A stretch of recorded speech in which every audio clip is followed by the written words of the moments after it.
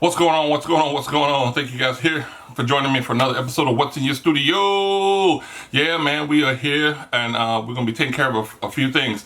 We're going to be talking about some amazing things. We're making a mood board. As a fashion photographer or beauty photographer, you want to kind of have an idea how to do that. This is the video for you. And if you like videos like this, please do subscribe, like, and share. That's what we need to keep the content going strong and so we can have some fun with it. Let's get into it.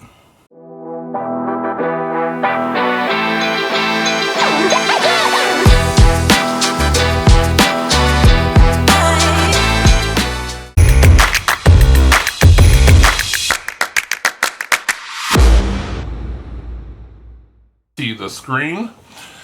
So this is one of the first things I do when I start looking at building a look. I know I have an actual look in mind, so I'm gonna go to the look that I actually have. Let's see here. I'm gonna scroll through and see if I change my things here. So what inspired me about a look that I was looking for was this image here. Okay. I'm doing a cover look. I'm going to do a spring collection look.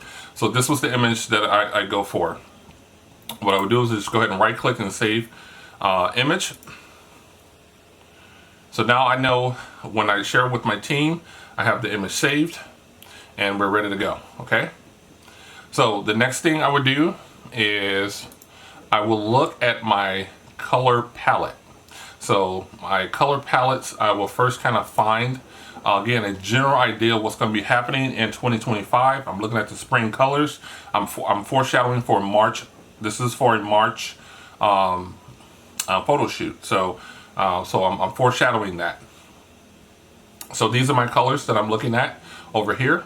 So it gives me an idea of what I want to kind of start engaging with all these colors, which they look very, very beautiful. And then I will come over here and I do a swatch lookup of fabrics and things of that nature, kind of give a spring look as well. So I start looking at these images as well. I do a little bit more research about what is actually going to be some type of fashion that's going to be coming around in 2025. And here I found this. I don't know if it's how true this is, but they're saying trends that's worth remembering from spring of 2025. Man, we are in January the 3rd here, so I don't know how that happens, but they already got us out there ready to go. So I started looking at these particular images to kind of give me an idea of what I want to see, what I want to put out there. And I really love, I would love to have probably this make of a dress, something that's close to this. And definitely I love the impact of what this dress is. So I'll kind of start thinking about that. So once that whole thing occurs, you can look at Pinterest and kind of look at some more ideas of certain, just really just how those palettes work, and give yourself an opportunity to kind of start researching. I put Spring Vogue Trends 2025. As you can see, the color palettes are here. You can start doing all your research, and the more the better. I'm seeing some poofy style dresses. I'm seeing some colorful stuff. I'm seeing some colorful jeans right here. So there's a lot that's happening with this style. What's happening here in the expectations of 2025. And I believe normally when they have fashion from last year, fashion shows from September of this year, that's going to be pushed out. Probably more likely some of those items are going to get pushed out on the mainstream into next year. So you see some of the lacing stuff, things of that nature, some pattern stuff. So there's a lot of variety of looks for you to kind of create different looks for your collection. Hence, as I go back here to Shein, and when I start looking at items on here, I want you guys to kind of, I'm going to do a little short version of this. So I got my color palette. I know that I'm gonna have a dress such as this because it has a little the puffer at the bottom, which is really nice. And I found the grassy dress. Well, let's go back to here. The puffer at the bottom. It's not perfect, but it's there. Then I will go to this grassy style dress here. This it has the grassy feel.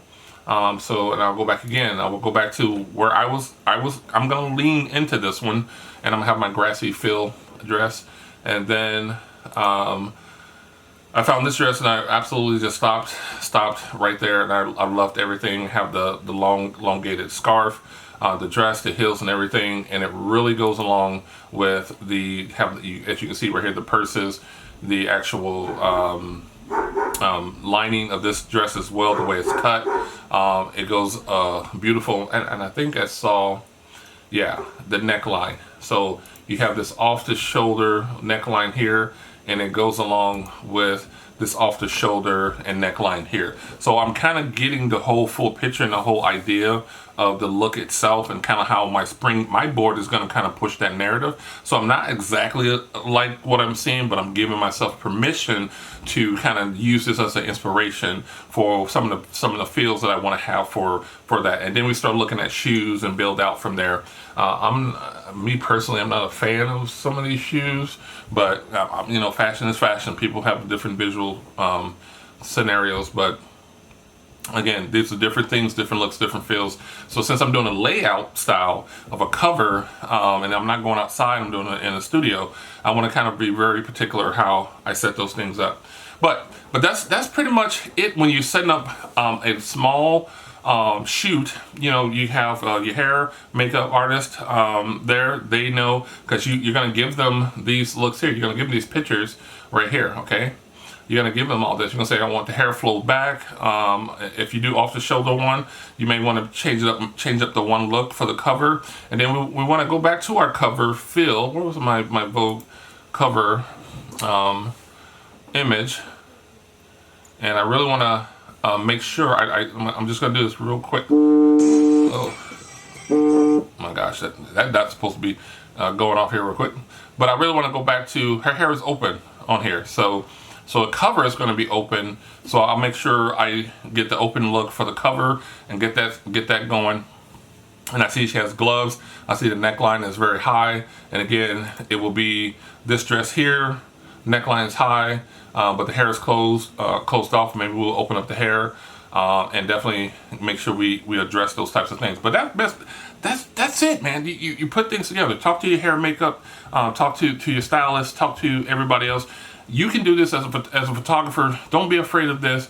Start building a look. Building your palette. Get this all out on print these out. You can go to most local libraries. You can print stuff out for free if you don't have a printer.